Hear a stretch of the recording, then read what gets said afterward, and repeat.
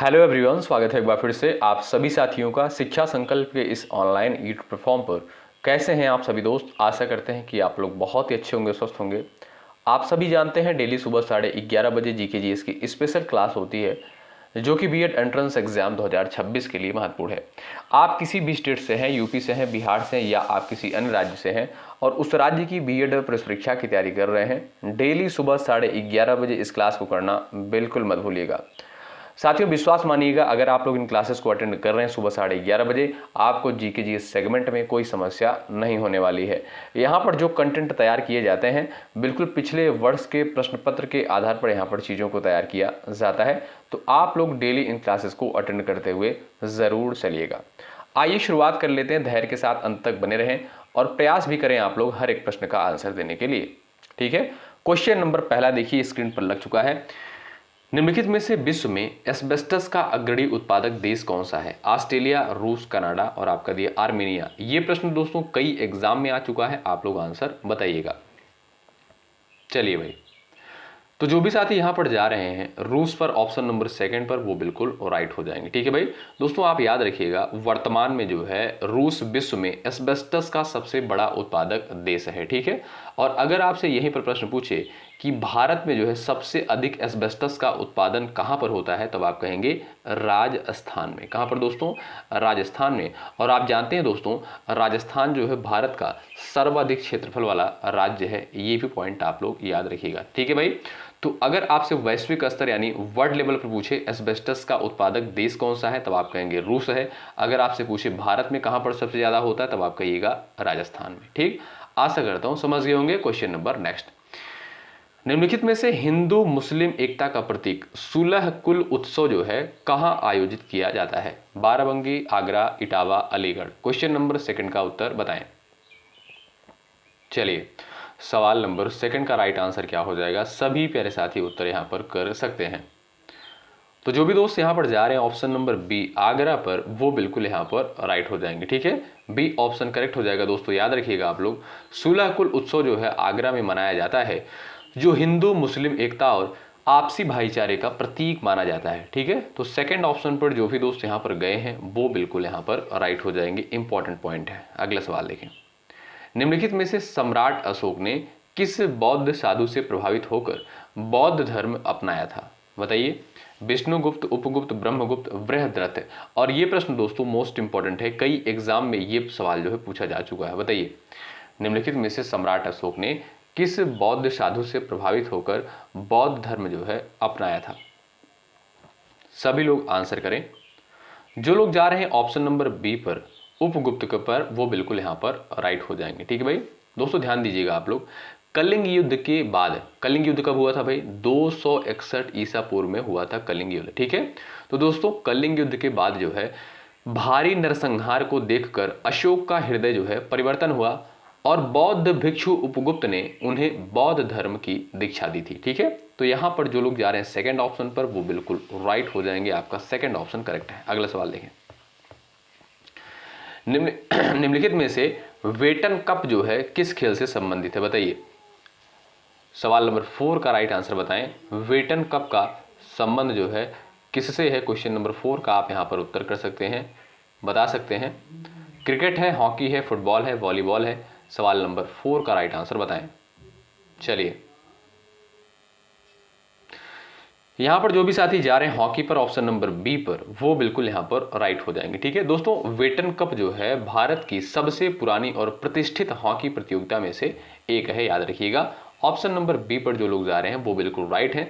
अगर आपसे सवाल पूछे कि वेटन कप जो है किस खेल से रिलेटेड है, तब आप कहिएगा हॉकी से। ऑप्शन नंबर बी यहां पर बिल्कुल सही आंसर है। नेक्स्ट क्वेश्चन देखें, निम्नलिखित में से अंतरराष्ट्रीय महिला दिवस कब मनाया जाता है? ये क्वेश्चन हमने कई बार करवाया, कई क्लास में करवाया। क्यों? क्योंकि ये क्वेश्चन जो है मोस्ट इंपॉर्टेंट है, कई एग्जाम में पूछा गया है और बीएड एंट्रेंस एग्जाम का बड़ा फेवरेट सवाल है। बताइए,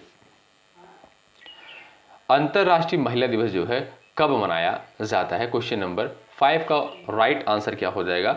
जो भी दोस्त यहां पर जा रहे हैं 8 मार्च पर, ऑप्शन नंबर ए पर, वो बिल्कुल करेक्ट हो जाएंगे। ठीक है दोस्तों, अंतरराष्ट्रीय महिला दिवस हर साल जो है 8 मार्च को दुनिया भर में महिलाओं की उपलब्धियों और अधिकारों के सम्मान में मनाया जाता है। ठीक है, तो अगर आपसे पूछा जाए कि अंतर्राष्ट्रीय महिला दिवस कब मनाते हैं, तो आप कहिएगा 8 मार्च को प्रत्येक वर्ष। ए ऑप्शन बिल्कुल यहाँ पर राइट आंसर हो जाएगा। और यहीं पर अगर आपसे सवाल पूछे साथियों कि राष्ट्रीय महिला दिवस कब मनाया जाता है, ध्यान दीजिएगा, राष्ट्रीय महिला दिवस दोस्तों याद रखिएगा आप लोग, भारत में जो है राष्ट्रीय महिला दिवस प्रत्येक वर्ष 13 फरवरी को सरोजनी नायडू के जन्मदिन पर मनाया जाता है। ठीक है दोस्तों। और 5 सितंबर को आप जानते हैं शिक्षक दिवस के रूप में मनाते हैं। क्या भाई, शिक्षक दिवस के रूप में मनाते हैं, याद रखिएगा आप लोग। और 9 नवंबर की बात करें दोस्तों तो राष्ट्रीय कानूनी सेवा दिवस के रूप में मनाया जाता है। अगला सवाल, निम्नलिखित में से नौकरशाही के सिद्धांत के संस्थापक कौन थे? क्वेश्चन नंबर 6 का उत्तर बताएं। चलिए, निम्नलिखित में से नौकरशाही के सिद्धांत के संस्थापक जो है जनक कौन थे, बताइएगा। फटाफट आंसर करें आप लोग। जो लोग जा रहे हैं यहाँ पर सेकंड ऑप्शन पर मैक्स वेबर पर, वो बिल्कुल राइट हो जाएंगे। दोस्तों जर्मनी के समाजशास्त्री मैक्स वेबर को जो है नौकरशाही के सिद्धांत का जो है संस्थापक जनक माना जाता है। ऑप्शन नंबर बी आपका यहाँ पर जो दिया है ये बिल्कुल करेक्ट आंसर है। नेक्स्ट देखें, निम्नलिखित में से अबुल फजल किस सूफी संत के पुत्र थे? क्वेश्चन नंबर 7 का उत्तर बताएं आप लोग। सवाल नंबर 7 का राइट आंसर यहाँ पर क्या हो जाएगा, आप आंसर कर सकते हैं। निम्नलिखित में से अबुल फजल किस सूफी संत के पुत्र थे? चलिएगा सभी दोस्त यहाँ पर बताएं राइट आंसर क्या हो जाएगा, आप यहाँ पर आंसर दे सकते हैं।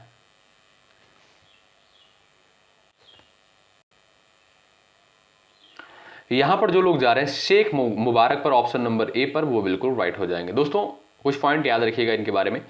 साथियों अबुल फजल जो है मुगल सम्राट अकबर के दरबार के प्रसिद्ध विद्वान थे। ठीक है। और उनके पिता का नाम था क्या भाई? शेख मुबारक। ऑप्शन नंबर ए बिल्कुल करेक्ट आंसर हो जाएगा। ठीक है दोस्तों, अबुल फजल की कुछ प्रसिद्ध पुस्तकें हैं, उनको आप याद रखिएगा। नंबर 1 अकबरनामा, दूसरा है आपका आईने अकबरी। क्या भाई? आईने अकबरी और अकबरनामा, ये दोनों पुस्तकें किसकी हैं?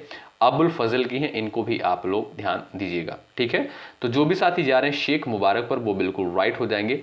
अबुल फजल किस सूफी संत के पुत्र थे? शेख मुबारक के। नेक्स्ट क्वेश्चन देखें, निम्नलिखित में से फास्फोरस का एक प्रमुख स्रोत कौन सा है? क्वेश्चन नंबर 8 का उत्तर बताएं।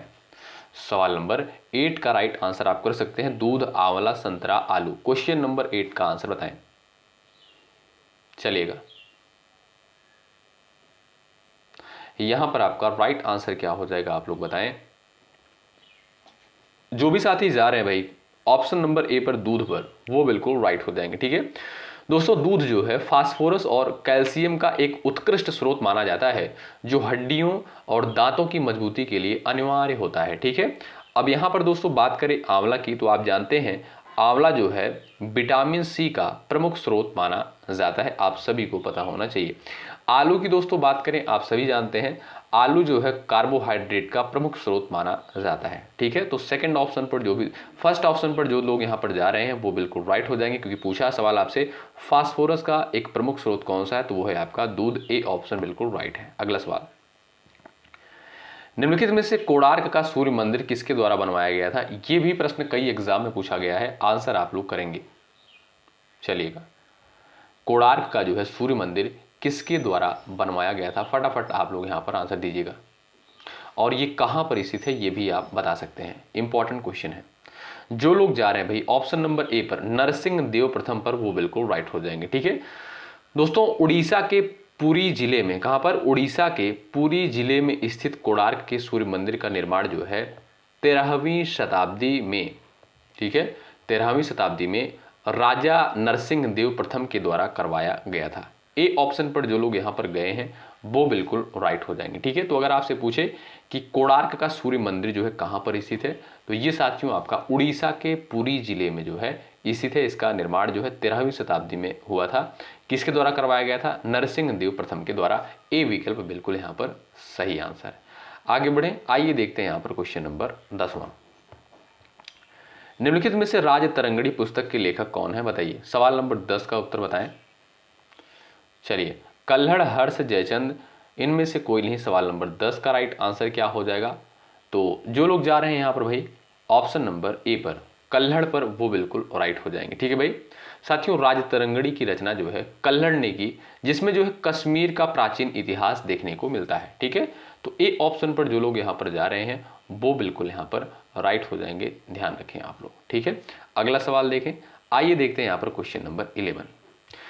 निम्नलिखित में से भारतीय संविधान का कौन सा भाग जो है राज्य के नीति निर्देशक तत्व से संबंधित है? क्वेश्चन नंबर 11 का उत्तर करें।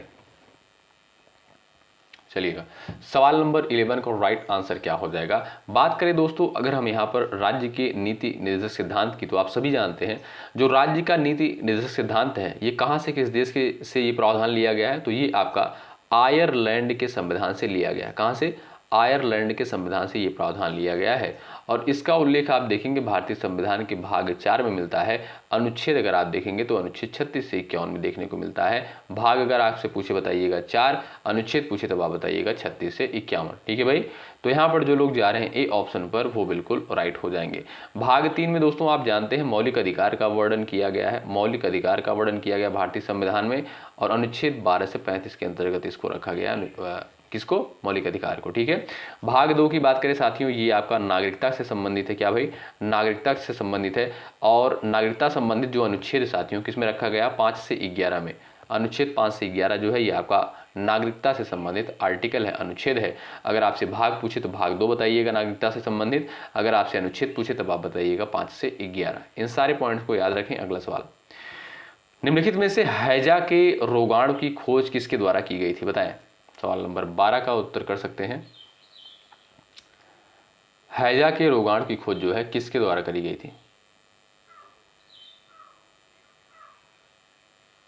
जो भी दोस्त यहां पर जा रहे हैं, फिलिपो पॉकनी, ऑप्शन नंबर डी पर वो बिल्कुल राइट हो जाएंगे। डी ऑप्शन बिल्कुल राइट आंसर हो जाएगा। ठीक है भाई, आगे बढ़े। आइए यहां पर देखते हैं क्वेश्चन नंबर नेक्स्ट। निम्नलिखित में से सरदार सरोवर बांध जो है किस नदी पर स्थित है? बताएं। क्वेश्चन नंबर 13 का उत्तर बताएं। चलिएगा,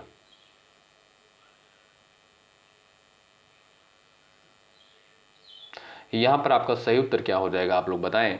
जो लोग जा रहे हैं नर्मदा, ऑप्शन नंबर सी पर, वो बिल्कुल राइट हो जाएंगे। ठीक है भाई दोस्तों, सरदार सरोवर, ध्यान रखिएगा, सरदार सरोवर बांध जो है गुजरात में नर्मदा नदी पर स्थित है और ये जो है एक विशाल जल विद्युत परियोजना है। ठीक है, तो ऑप्शन नंबर सी पर जो लोग जा रहे हैं वो बिल्कुल यहाँ पर करेक्ट हो जाएंगे। ठीक है दोस्तों, नर्मदा नदी को जो है मध्य प्रदेश की जीवन रेखा कहा जाता है। अगर आपसे पूछे कि मध्य प्रदेश की जीवन रेखा किस नदी को कहते हैं, तो नर्मदा नदी को कहा जाता है। अगला सवाल ये रहा, निम्नलिखित में से जोजिला दर्रा किन स्थानों को जोड़ता है? क्वेश्चन नंबर 14 का उत्तर बताएं। सवाल नंबर 14 का राइट आंसर बताइएगा। जोजिला दर्रा जो है किन स्थानों को जोड़ता है? फटाफट यहां पर आप आंसर कर सकते हैं। जो लोग जा रहे हैं श्रीनगर और लेह, वो बिल्कुल राइट हो जाएंगे। ए ऑप्शन बिल्कुल सही आंसर हो जाएगा। नेक्स्ट क्वेश्चन देखें, निम्नलिखित में से फ्रांसीसी क्रांति जो है किस वर्ष हुई थी? क्वेश्चन नंबर 15 का उत्तर आप बताएं। फ्रांसीसी क्रांति जो है किस वर्ष हुई थी? क्वेश्चन नंबर 15 का राइट आंसर क्या हो जाएगा? सभी दोस्त यहां पर आंसर कर सकते हैं। तो भाई जो लोग जा रहे हैं 1789 पर, ऑप्शन नंबर सी पर, वो बिल्कुल करेक्ट हो जाएंगे। ठीक है भाई दोस्तों, फ्रांसीसी क्रांति जो है 1789 में शुरू हुई, जिसमें जो है स्वतंत्रता, समानता और बंधुत्व का नारा दिया। ठीक है, स्वतंत्रता, समानता और बंधुत्व का नारा जो है कहां से देखने को मिलता है? फ्रांसीसी क्रांति से ही देखने को मिलता है। ऑप्शन नंबर सी बिल्कुल राइट आंसर हो जाएगा। अच्छा, रूस की क्रांति कब हुई भाई? 1917 में, ये भी पॉइंट याद रखें। ठीक है, चलिए अगला सवाल देखते हैं। क्वेश्चन नंबर नेक्स्ट यहाँ पर है, ध्यान से देखिएगा। क्वेश्चन नंबर 16 आपके स्क्रीन पर है, इसका आंसर आप लोग करें। निम्नलिखित में से भूतापीय ऊर्जा का अधिकतम उपयोग किस देश में होता है? बताएं। आइसलैंड, न्यूजीलैंड, रूस, जापान। सवाल नंबर 16 का आंसर कर सकते हैं आप लोग। निम्नलिखित में से भूतापीय ऊर्जा का अधिकतम उपयोग किस देश में होता है? आप देखेंगे साथियों, राइट आंसर हो जाएगा आइसलैंड। ए ऑप्शन पर जो लोग जा रहे हैं वो बिल्कुल राइट हो जाएंगे। ठीक है दोस्तों, आइसलैंड जो है अपनी भौगोलिक स्थिति के कारण भूतापीय ऊर्जा का सबसे अधिक उपयोग करता है। तो ए ऑप्शन जो है बिल्कुल यहाँ पर राइट आंसर हो जाएगा। अगला सवाल देखें, क्वेश्चन नंबर नेक्स्ट है। सवाल नंबर 17, ध्यान से देखिएगा। निम्नलिखित में से कौन सी नदी जो है अरब सागर में मिलती है? सिंधु, गोदावरी, ब्रह्मपुत्र और आपका दिया कृष्णा। क्वेश्चन नंबर 17 का राइट आंसर आप यहां पर कर सकते हैं। यहां पर आपका सही आंसर क्या हो जाएगा आप लोग बताएं।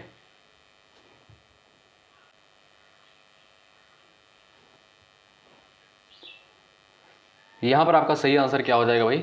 जो लोग जा रहे हैं सिंधु ऑप्शन नंबर ए पर, वो बिल्कुल राइट हो जाएंगे। दोस्तों सिंधु नदी जो है तिब्बत से निकलकर भारत से होते हुए पाकिस्तान जाती है और अंत में जो है अरब सागर में जो है जाकर मिल जाती है। ठीक है, तो यहाँ पर आपका ए ऑप्शन जो है बिल्कुल करेक्ट आंसर हो जाएगा। और कुछ पॉइंट याद रखिएगा आप लोग दोस्तों, देखिएगा गोदावरी, कृष्णा और ब्रह्मपुत्र नदियाँ जो हैं बंगाल की खाड़ी में जाकर गिरती हैं। कहाँ पर? ये तीनों नदियाँ, गोदावरी, ब्रह्मपुत्र हो गया और आपका कृष्णा, ये नदियाँ जो है बंगाल की खाड़ी में जाकर गिरती हैं। और एक पॉइंट याद रखें जो कि महत्वपूर्ण है, पेपर में पूछता है साथियों, नर्मदा और ताप्ती जो है भारत की अन्य प्रमुख नदियां हैं जो पश्चिम की ओर बहकर अरब सागर में जाकर गिरती हैं। आपसे इस तरीके से सवाल पूछेगा कि पश्चिम की ओर बहने वाली नदियां कौन सी हैं, तो वो है आपका नर्मदा और दूसरा आपका ताप्ती। ये नदियां जो है पश्चिम की ओर बहती हैं और कहाँ पर जाकर मिल जाती हैं? अरब सागर में जाकर मिल जाती हैं। ठीक है भाई। अच्छा, सिंधु नदी की सहायक नदियां कौन कौन सी हैं, ये भी पॉइंट याद रखें आप लोग। सिंधु नदी की जो सहायक नदियां हैं दोस्तों, वो है आपका झेलम है, चेनाब है, ठीक है, झेलम, चेनाब, रावी, ब्यास और आपका सतलज। ठीक है। और गोदावरी के बारे में आप जानते हैं, ये प्रायद्वीपीय भारत की सबसे बड़ी नदी है और इसे जो है दक्षिण गंगा कहा जाता है और इसे वृद्ध गंगा भी कहा जाता है। ठीक है। सवाल नेक्स्ट देखें, निम्नलिखित में से कौन सी भारत की गैर संवैधानिक संस्था है? बताइए, क्वेश्चन नंबर 18 का उत्तर करें। कौन सी भारत की जो है गैर संवैधानिक संस्था है? सवाल नंबर 18 का राइट आंसर क्या बताएं? यहां पर जो लोग जा रहे हैं ऑप्शन नंबर बी पर, राज्य मानवाधिकार आयोग, ऑप्शन नंबर बी आपका बिल्कुल करेक्ट आंसर हो जाएगा। दोस्तों राज्य मानवाधिकार आयोग जो है एक वैधानिक संस्था है जिसका उल्लेख संविधान के मूल पाठ में नहीं किया गया था, बल्कि इसे जो है संसद के अधिनियम द्वारा बनाया गया था। तो आप देखेंगे यहाँ पर जो लोग जा रहे हैं बी ऑप्शन पर, वो बिल्कुल यहाँ पर राइट हो जाएंगे। नेक्स्ट क्वेश्चन यहाँ पर देखें, सवाल नंबर 19 है, निम्नलिखित में से उड़ीसा की पारंपरिक चित्रकला कौन सी है? बताइए, सवाल नंबर 19 का राइट आंसर बताएं। चलिए, क्वेश्चन नंबर यहां पर 19 दिया, फटाफट आंसर आप कर सकते हैं, बताएं। यहां पर आपका सही उत्तर क्या हो जाएगा भाई? जो लोग जा रहे हैं पट्टचित्र ऑप्शन नंबर ए पर, वो बिल्कुल राइट हो जाएंगे। दोस्तों पट्टचित्र जो है उड़ीसा की एक पारंपरिक और प्राचीन चित्रकला है जो कपड़े के कैनवास पर की जाती है। ठीक है। मधुबनी की बात करें दोस्तों, मधुबनी चित्रकला जो है बिहार राज्य से संबंधित है, आप सभी जानते होंगे। ठीक है। और ये जो वर्ली है साथियों, ये क्या है? वर्ली चित्रकला जो है महाराष्ट्र के आदिवासी समुदाय द्वारा बनाई जाती है। इस पॉइंट को भी आप लोग याद रखिएगा। ठीक है।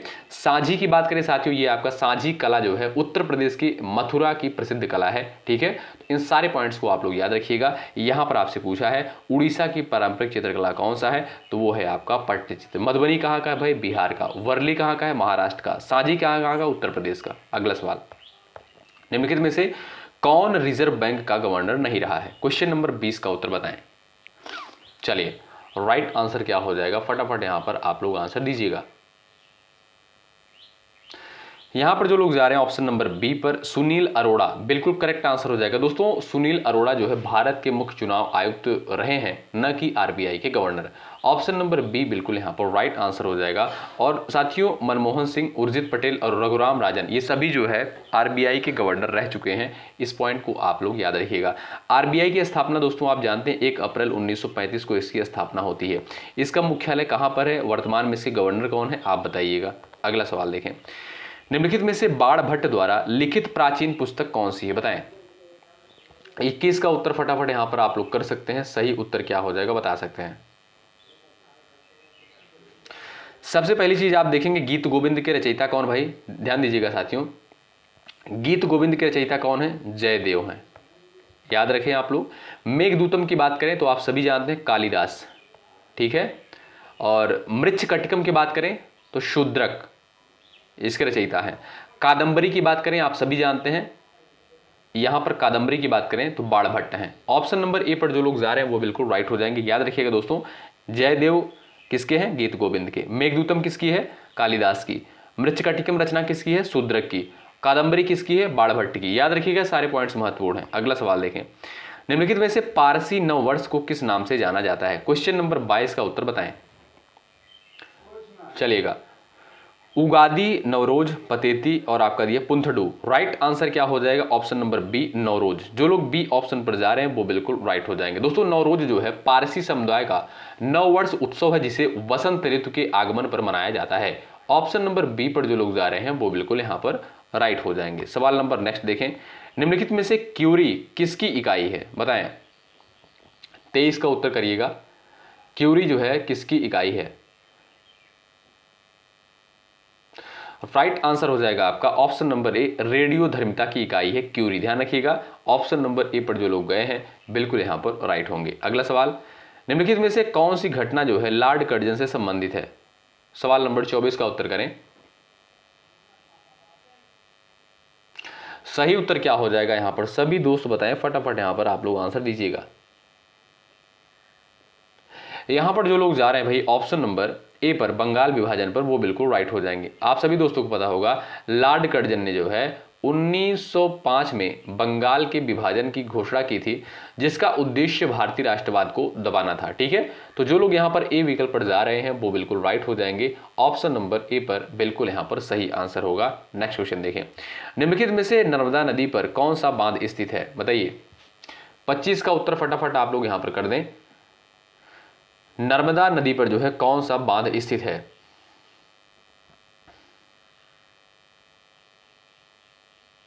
चलिए देखिएगा दोस्तों, बात करें अगर हम टिहरी बांध की, तो टिहरी बांध किस नदी पर स्थित है? याद रखिएगा आप लोग, टिहरी बांध जो है भागीरथी नदी पर है। किस पर? भागीरथी नदी पर स्थित है। ठीक है, और सरदार सरोवर बांध की बात करें साथियों, ये आपका नर्मदा नदी पर स्थित है। और हीराकुंड बांध की बात करें तो ये आपका महानदी पर स्थित है। किस पर? महानदी पर स्थित है। अगला सवाल देखें, क्वेश्चन नंबर नेक्स्ट, निम्नलिखित में से भारतीय संविधान में कितनी अनुसूचियां हैं? ये सवाल आपको देखने में सिंपल लग रहा होगा लेकिन सवाल पेपर में बन चुका है।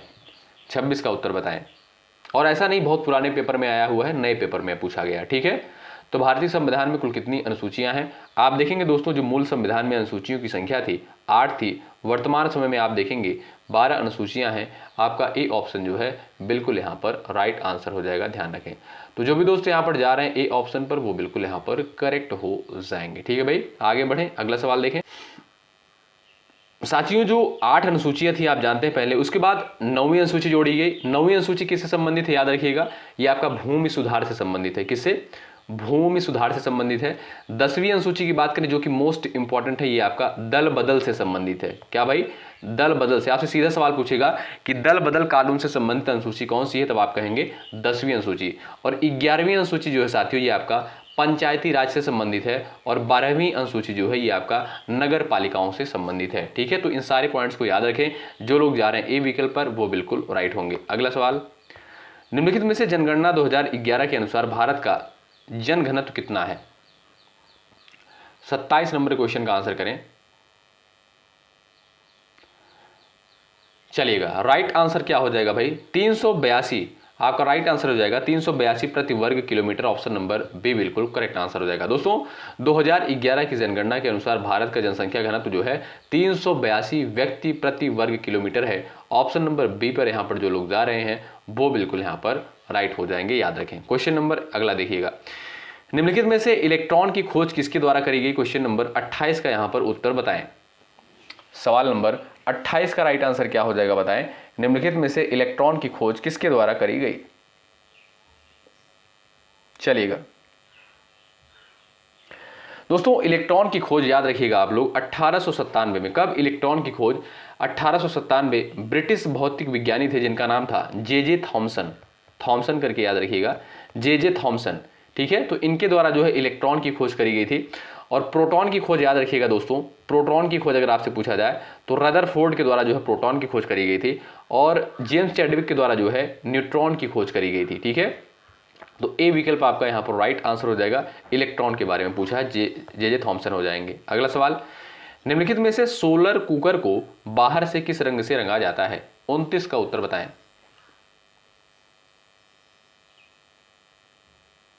चलिएगा, सही उत्तर क्या हो जाएगा? क्वेश्चन नंबर 29 का राइट आंसर बताएं।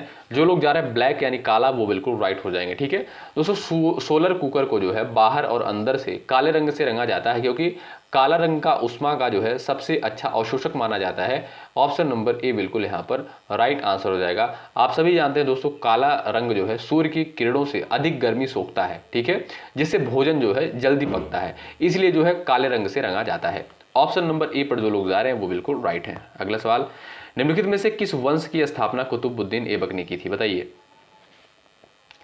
किस वंश की स्थापना जो है कुतुबुद्दीन ऐबक ने करी थी? बताइएगा।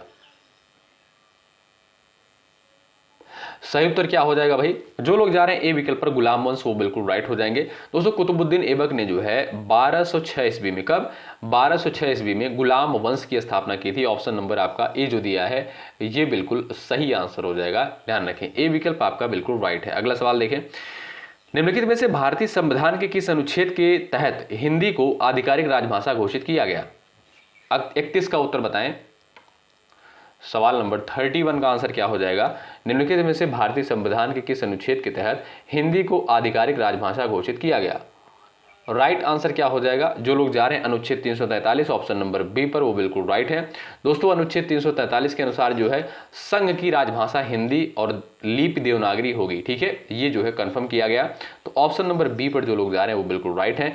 अनुच्छेद 343 बहुत ही महत्वपूर्ण है, इसको आप लोग रट लीजिएगा, इंपॉर्टेंट सवाल है। ठीक है, अगला सवाल, निम्नलिखित में से सिखों के 5वें गुरु कौन थे? बताइए। भाई सेशन को आप लोग लाइक कर दीजिएगा ईमानदारी के साथ, भाई मेहनत के साथ कंटेंट को तैयार किया जाता है तब आप तक लाया जाता है। आपका कर्तव्य बनता है सेशन को लाइक करें, और यदि आप चैनल पर नए हैं सब्सक्राइब कर लीजिएगा, इससे हमारा भी मनोबल बढ़ता है दोस्तों। चलिए, 32 का राइट आंसर क्या है? सिखों के जो है 5वें गुरु का नाम क्या था भाई? राइट आंसर हो जाएगा गुरु अर्जुन देव। कौन भाई? गुरु अर्जुन देव। ए ऑप्शन आपका जो दिया है ये बिल्कुल सही उत्तर हो जाएगा, याद रखें। अगला सवाल, निम्नलिखित में से सबसे अधिक बार केंद्रीय बजट किसने प्रस्तुत किया? क्वेश्चन नंबर 33 का उत्तर बताएं। चलिए, यहां पर आपका राइट आंसर क्या हो जाएगा? 33 का उत्तर आप कर सकते हैं। तो जो लोग जा रहे हैं Morarji Desai, option number A पर, वो बिल्कुल करेक्ट हो जाएंगे। दोस्तों, भारत के पूर्व प्रधानमंत्री मोरारजी देसाई ने जो है रिकॉर्ड 10 बार जो है केंद्रीय बजट पेश किया है। ठीक है, तो ए ऑप्शन पर जो लोग यहां पर गए हैं मोरारजी देसाई पर, वो बिल्कुल करेक्ट हो जाएंगे। नेक्स्ट सवाल देखें, निम्नलिखित में से किस राज्य में दलदली मृदा मुख्य रूप से नहीं पाई जाती है? केरल, मध्य प्रदेश, उड़ीसा, पश्चिम बंगाल। 34 का उत्तर बताएं।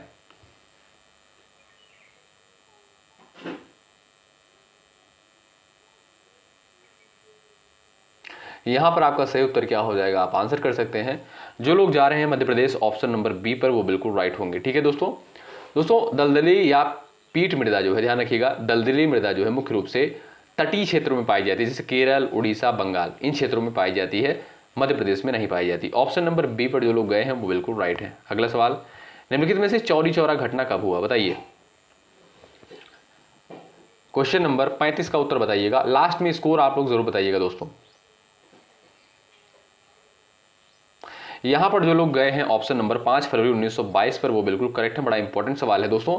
उत्तर प्रदेश के गोरखपुर के पास चौरी चौरा नामक स्थान पर भीड़ ने एक पुलिस स्टेशन में आग लगा दी थी, जिसमें जो है 22 पुलिसकर्मी मारे गए थे। ठीक है, और ये था साथियों आपका चौरी चौरा घटना। तो आपसे अगर पूछा जाए कि चौरी चौरा घटना जो है कब हुआ था, तो 5 फरवरी 1922 को। ए ऑप्शन बिल्कुल यहाँ पर राइट आंसर हो जाएगा। इसमें दोस्तों 22 पुलिसकर्मी जो है मारे गए थे।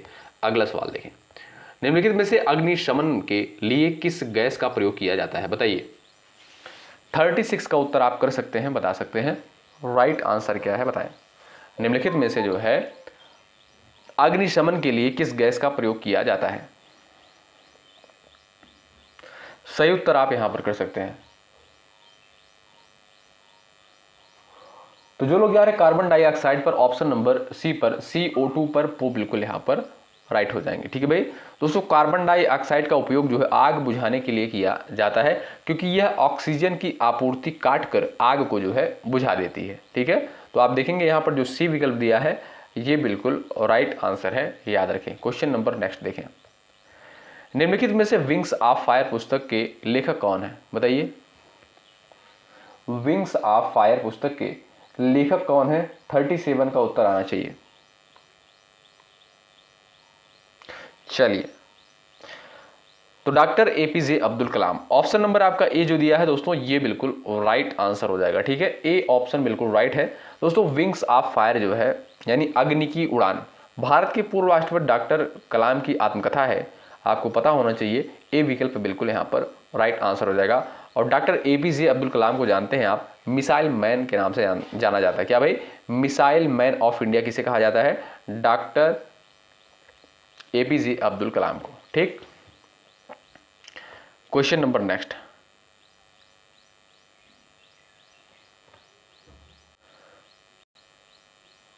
सवाल नंबर यहां पर नेक्स्ट है, निम्नलिखित में से एक दल से चुने जाने के बाद दूसरे दल में शामिल होने को क्या कहा जाता है? चलिए, राइट आंसर क्या आंसर करें साथियों? जब कोई निर्वाचित प्रतिनिधि जो है उस दल को छोड़ देता है जिससे वह चुना गया हो, ठीक है, और दूसरे दल में शामिल हो जाता है, इसी को क्या बोलते हैं? दल बदल बोलते हैं। और ये प्रावधान किसमें है? 10वीं अनुसूची में, आप जानते हैं, अभी हमने थोड़ी देर पहले आपको बताया था। ठीक है, तो ए विकल्प पर जो लोग गए हैं वो बिल्कुल राइट है। अगला सवाल, निम्नलिखित में से संविधान की उद्देशिका का कौन सा शब्द जो है एक परिवार के सदस्य होने की भावना को प्रदर्शित करता है? बताइए। क्वेश्चन नंबर 39 का राइट आंसर आप कर सकते हैं, बता सकते हैं। यहां पर आपका सही उत्तर क्या हो जाएगा बताएं। यहां से आपके 3 से 4 सवाल तैयार होने वाले हैं जो कि बहुत ही इंपॉर्टेंट है, सवाल यहां से पूछे जाते हैं। तो जो लोग जा रहे हैं ऑप्शन नंबर ए बंधुत्व पर, वो बिल्कुल राइट है दोस्तों। ध्यान रखें, संविधान की प्रस्तावना में जो है बंधुत्व शब्द का अर्थ सभी नागरिकों के बीच भाईचारे और एक परिवार की भावना को जो है पैदा करता है। ठीक है दोस्तों, प्रस्तावना में आप जानते हैं समानता, स्वतंत्रता और न्याय के आदर्श भी शामिल हैं। ठीक है, आपको पता होना चाहिए। और साथियों, प्रस्तावना को जो है संविधान की आत्मा कहा जाता है। अगर आपसे पूछे कि संविधान की आत्मा किसे कहते हैं, तो प्रस्तावना को संविधान की आत्मा कहा जाता है। और दोस्तों ध्यान रखिएगा, 42वें संविधान संशोधन 1976 के द्वारा जो है भारतीय संविधान की प्रस्तावना में 3 शब्द जोड़े गए थे, समाजवादी, पंथ निरपेक्ष और अखंडता। ठीक है, तो ये तीनों शब्द जो है 42वें संविधान संशोधन 1976 के द्वारा जोड़े गए थे। और अभी तक सिर्फ और सिर्फ एक बार ही संशोधन किया गया है भारतीय संविधान की प्रस्तावना में। और 42वें संविधान संशोधन 1976 को जो है साथियों मिनी कॉन्स्टिट्यूशन कहा जाता है या लघु संविधान की संज्ञा दी गई है। ठीक है, तो इस क्वेश्चन का राइट आंसर क्या है? बंधुत्व। ठीक है, तो संविधान की उद्देशिका का कौन सा शब्द एक परिवार के सदस्य होने की भावना को प्रदर्शित करता है? वो है आपका बंधुत्व। बंधुत्व का अर्थ ही होता है साथियों भाईचारा।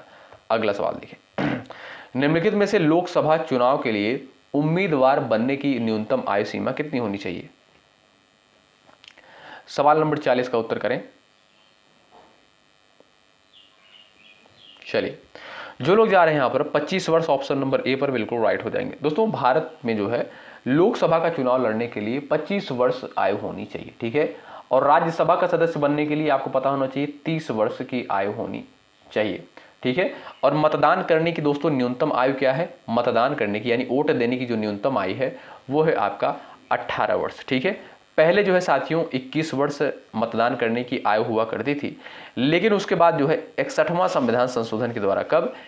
61वें संविधान संशोधन के द्वारा जो है 21 वर्ष से घटाकर मतदान करने की आयु 18 वर्ष कर दिया गया। ये भी सवाल महत्वपूर्ण है, आपसे सीधा सवाल पूछेगा कि किस संविधान संशोधन के द्वारा जो है मतदान करने की आयु 21 वर्ष से घटाकर 18 वर्ष कर दिया गया, तब आप कहेंगे 61वां संविधान संशोधन के द्वारा। अगला सवाल देखें भाई, तो निम्नलिखित में से थोरियम का सबसे बड़ा भंडार किस देश में है? बताइए। थोरियम का सबसे बड़ा भंडार जो है कहां पर है? राइट आंसर क्या हो जाएगा बताएं। जो लोग जा रहे हैं ऑप्शन नंबर सी पर, प्यारे भारत पर, वो बिल्कुल राइट हो जाएंगे। ठीक है दोस्तों, भारत के पास विश्व में थोरियम का सबसे बड़ा भंडार है। ऑप्शन नंबर आपका यहां पर जो है सी बिल्कुल राइट है। नेक्स्ट, निम्नलिखित में से शिव कुमार शर्मा किस वाद्य यंत्र से प्रसिद्ध हैं? बताइए। क्वेश्चन नंबर 42 का उत्तर बताएं।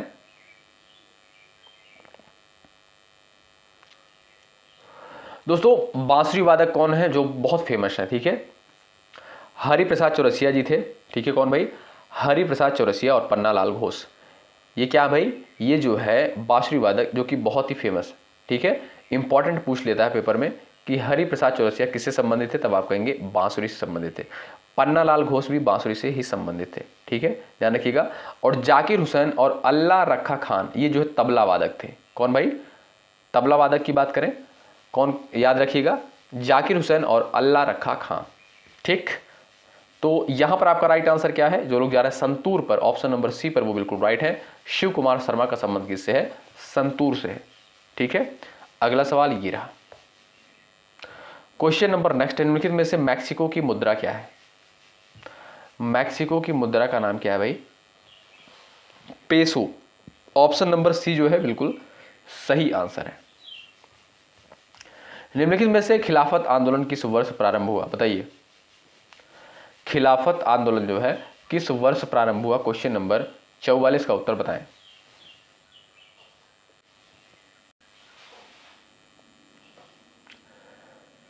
चलिएगा दोस्तों, खिलाफत आंदोलन की जो शुरुआत हुई थी 1919 में हुई थी, ठीक है, 1919 में हो गई थी, तो सही कर लीजिएगा आप लोग, ठीक है।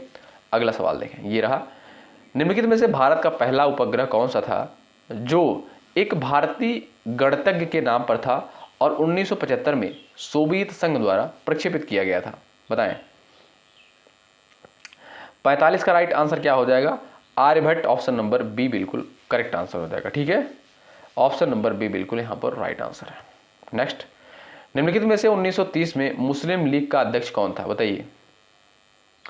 1930 में मुस्लिम लीग का अध्यक्ष भाई कौन था, क्वेश्चन नंबर 46 का राइट आंसर क्या हो जाएगा, आप बताएं। जो लोग जा रहे हैं मोहम्मद इकबाल पर, ऑप्शन नंबर ए पर, वो बिल्कुल यहां पर राइट हो जाएंगे। अगला सवाल देखें, निम्नलिखित में से विश्व ब्रेल दिवस कब मनाया जाता है, बताइए। विश्व ब्रेल दिवस जो है कब मनाया जाता है, क्वेश्चन नंबर 47 का उत्तर बताएं।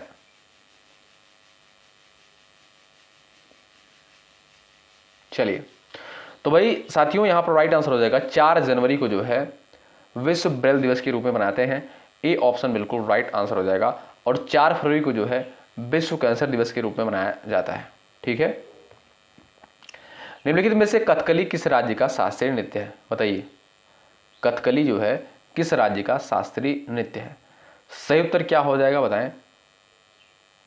जो लोग जा रहे हैं यहां पर भाई केरल पर, ऑप्शन नंबर ए पर, वो बिल्कुल राइट हो जाएंगे, ठीक है।